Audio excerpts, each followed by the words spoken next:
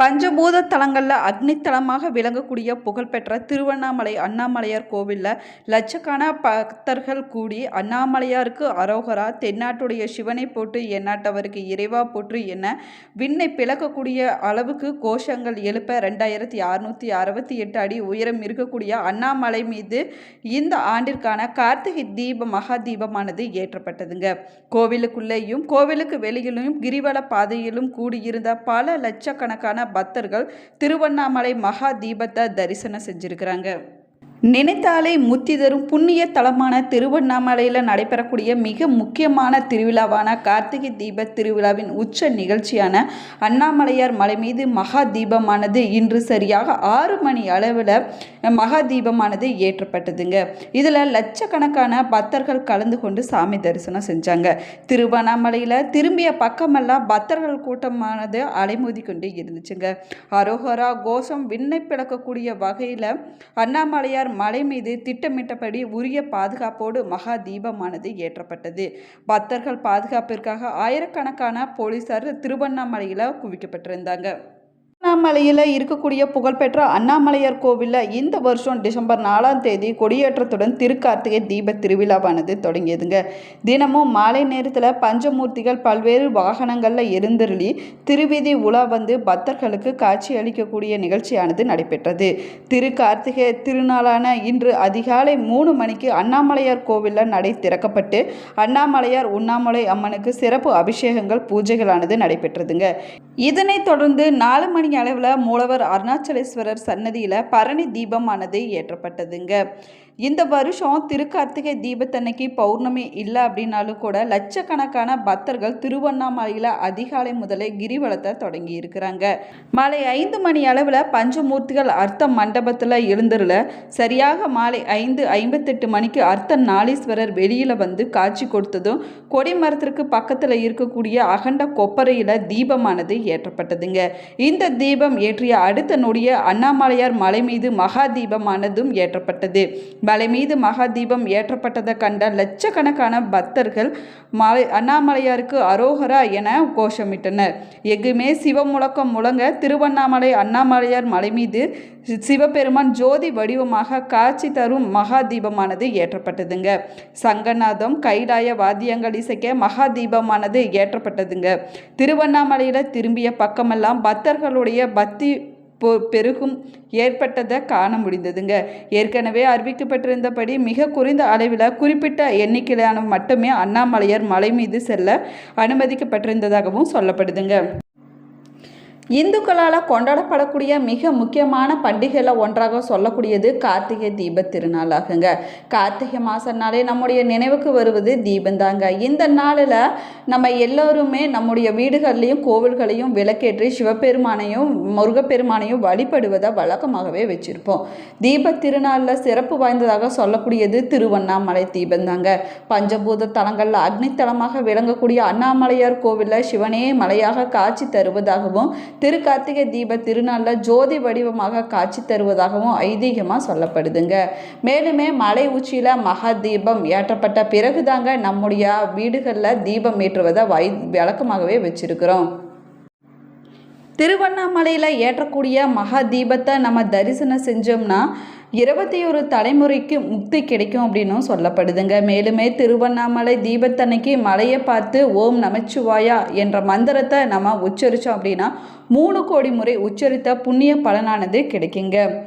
உச்சியில் தீபம் ஏற்றும் போது மலைக்கு உள்பகுதியில் பூஜைகள் நடக்கக்கூடிய ஒளியானது கேட்பதாக ரமணர், சேஷாத்ரி சாமிகள் போன்ற பல அருளல்களால் சொல்லப்பட்டிருக்குதுங்க. மேலுமே திருவண்ணாமலையில் கார்த்திகை தீபம் ஏற்றப்பட்ட பிறகு அதை பார்த்து வணங்கிய பிறகு தாங்க கிரிவலத்தை நம்ம தொடங்க வேணும். அந்த ஜோதியோடைய ஒளிக்கதிர்கள் நம்முடைய உடம்புல படும்போது ஆன்ம சக்தியானது அதிகரிக்கும் அப்படின்னு ஐதீகமாக சொல்லப்படுதுங்க. மேலுமே பார்த்தீங்கன்னா திருவண்ணாமலை கார்த்திகை தீபத்தை காண சித்தர்கள் வருவதாக நம்பிக்கையாக சொல்லப்படுதுங்க. அப்படி வரக்கூடிய சித்தர்கள் மலை உச்சியில் தீபம் ஏற்றும் கொப்பரையில் நெய்யில் சக்தி வாய்ந்த மூலிகை தைலங்களை சேர்த்து விடுவதாக சொல்லப்படுதுங்க. இதனால தான் தீபத்திலிருந்து வெளிப்படக்கூடிய புகை தீய சக்திகளை அழிக்குது அப்படின்னும் சொல்லப்படுது. மேலுமே கார்த்திகை தீப திருநாள் அன்னைக்கு சிவலிங்கம் முன்னாடி நெய் தீபம் ஏற்றி வழிபட்டோம்னா நம்முடைய வாழ்க்கையானது பிரகாசமாக இருக்கும் அப்படின்னு நம்பிக்கையாக சொல்லப்படுதுங்க. மேலுமே கார்த்திகை தீபத்தை நேரில் தரிசனம் செஞ்சவங்களுக்கு சகல தானம் கொடுத்த புண்ணிய பலனானது கிடைக்குங்க.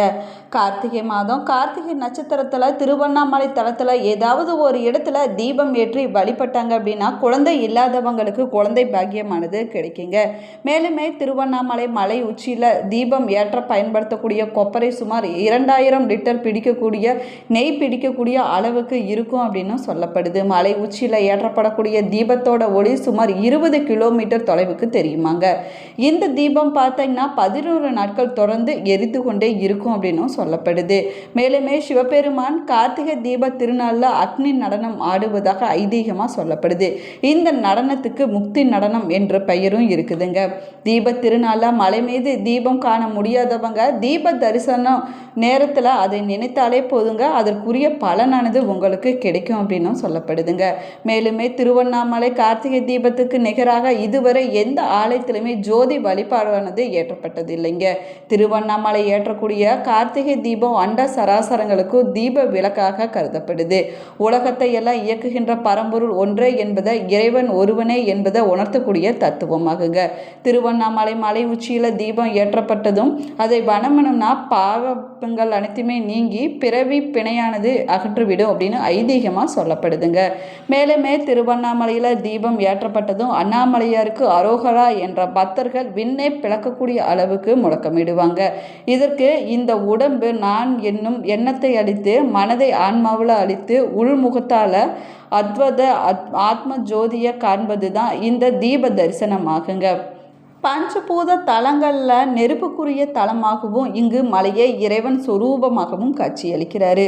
திருவண்ணாமலை ஆலயத்தில் மிக பிரம்மாண்டமான 3 மணிகள் அமைந்திருக்குதுங்க. அதில் 2 மணிகள் அண்ணாமலையார் சன்னதி மண்டபத்தில் இருக்குதுங்க. மற்றொரு மணி பார்த்திங்கன்னா உண்ணாமலை அம்மன் சன்னதியில் கட்டப்பட்டிருக்குது. இந்த 3 மணிகளையும் அடிக்கும்போது அதனுடைய சத்தம் பார்த்திங்கன்னா ரொம்ப தூரத்துக்கு கேட்கும் அப்படின்னு சொல்லப்படுது. இந்த 3 மணிகளும் பல நூற்றாண்டுகளை கடந்து இருக்குது அப்படின்னும் சொல்லப்படுதுங்க. சக்தியும் சிவமும் ஒன்றே என்ற உண்மையை பிருங்க முனிவருக்கு உணர வைத்து சிவன் அர்த்த நாளீஸ்வரராக வடிவம் எடுத்த பெருமையை கொண்டது திருவண்ணாமலை திருத்தலமாகுங்க. திருக்கார்த்திகை தீப திருவிழாவின் போது உற்சவர் அருணாச்சலேஸ்வரருக்கும் உண்ணாமலை அம்மனுக்கும் சிறப்பு அலங்காரத்தில் திருவீதி உலா வந்து பக்தர்களுக்கு அருள் பாலிச்சிருக்கிறாங்க. திருவீதி உலா வரும்போது சாமிக்கும் அம்மனுக்கும் சாற்றக்கூடிய அலங்கார மாலைகள் காஞ்சிபுரத்தில் இருக்கக்கூடிய ஜவுளி வியாபாரிகள் சங்கத்தினராலேயே அனுப்பி வைக்கப்படுவது வழக்கமாகுங்க. இந்த மாலைகளே சாமிக்கு சாற்றப்படுது. திருவண்ணாமலை திருத்தலத்தில் அர்த்த நாளீஸ்வரரையும் மலை உச்சியில் ஏற்றக்கூடிய மகா தீபத்தையும் மகா தீபத்தன்னைக்கு மாலை நேரத்தில் டிவிலையோ இல்லைன்னா முடிஞ்சிச்சுன்னா நேர்லையோ சென்று தரிசனம் செஞ்ச பின்னாடி நம்மளுடைய வீடுகளில் விளக்கேற்றி வழிபட வேணுங்க. திருக்கார்த்திகை நாளில் ஏற்ற வேண்டிய 27 விளக்குகளோடு முருகப்பெருமானுக்கு என்று சட்கோண தீபம் ஏற்றி 6 விளக்குகள் ஏற்றி வழிபட வேணுங்க. முதல்ல வீட்டு வாசலில் தீபம் ஏற்றிய பிறகுதாங்க பூஜை அறையில் தீபம் ஏற்றி வழிபட வேணும். முதல்ல ஒரு அகல் விளக்கு ஏற்றி அதிலிருந்து மற்ற விளக்குகளை நம்ம ஏற்றி வழிபட வேணுங்க. நெய்வேத்தியமாக கார்த்திகை பொரியும் பொரிக்கடலை, தேங்காய், வெல்லம், எள் கலந்த உருண்டையை படைக்கலாங்க. இல்லைன்னா இலை போட்டு சாதம், சாம்பார், கூட்டு, பொரியல், அப்பளம், பாயாசம் போன்றவற்றை படைத்து வழிபடுவது சிறப்பானதாகுங்க. திருக்கார்த்திகை நாளில் விரதம் இருக்கக்கூடியவங்க சிவபுராணம், லிங்காஷ்டகம், கந்த சஷ்டி கவசம், திருப்புகழ், கந்தர் அனுபூதி போன்றவற்றை படிக்கலாங்க. சாமிக்கு படைத்த பிரசாதத்தை யாராவது 2 பேருக்காவது அன்றைய நாளில் நீங்கள் கொடுக்க வேணுங்க. அதற்கு பிறகு நீங்களும் சாப்பிட்டு உங்களுடைய விரதத்தை நீங்கள் நிறைவு செய்து கொள்ளலாங்க. இப்படி நம்ம திருக்கார்த்திகை தீப திருநாளில் நம்ம வழிபடுவதனால சிவபெருமானுடைய அருளும் முருகப்பெருமானுடைய அருளும் நமக்கு பரிபூர்ணமாக கிடைக்குங்க. அது மட்டும் இல்லாமல் அனைத்து விதமான பாவங்களும் விலகி அளவில்லாத நன்மைகள் கிடைக்கும் அப்படின்னும் சொல்லப்படுது. இந்த பதிவு உங்களுக்கு பயனுள்ள தகவல்களை கொடுத்துருக்குன்னு நினைக்கிறேன். இந்த பதிவு உங்களுக்கு பிடிச்சிருந்தால் லைக் பண்ணுங்கள், ஷேர் பண்ணுங்கள், கமெண்ட் பண்ணுங்கள். இன்னும் நம்ம சேனலை சப்ஸ்கிரைப் பண்ணலன்னா சப்ஸ்கிரைப் பண்ணுங்கள். கூடவே இருக்கிற பெல் ஐக்கானையும் ப்ரெஸ் பண்ணிக்கங்க. ஜோதிட ரீதியாக சந்தேக சந்தேகம் இருந்தாலும் சரிங்க, தனிப்படையாக ஜோதிடம் பார்க்க விரும்பினாலும் சரி, இந்த வீடியோவுக்கு கீழே டிஸ்கிரிப்ஷனில் வராகியம்மன் ஜோதிட நிலையத்தோட தொலைபேசி எண் கொடுத்துருக்குறேன். இந்த எண்ணுக்கு தொடர்பு கொண்டு பேசி பாருங்கள். உங்கள் வாழ்க்கையில் இருக்கக்கூடிய அனைத்து பிரச்சனைகளுக்கும் சரியான தீர்வு கிடைக்குங்க. உங்களுக்கு சிவபெருமான் பிடிக்கும் அப்படின்னா ஓம் நமச்சிவாயா என்ற வாசகத்தை மறக்காமல் கமெண்ட் பாக்ஸில் கமெண்ட் பண்ணுங்கள். நீங்களும் திருவண்ணாமலைக்கு போய் தீப தரிசனத்தை நேரில் தரிசனம் செஞ்சுருந்தீங்கன்னா உங்களுடைய கருத்துக்களை மறக்காமல் கமெண்ட் பாக்ஸில் கமெண்ட் பண்ணுங்கள். Thank you friends.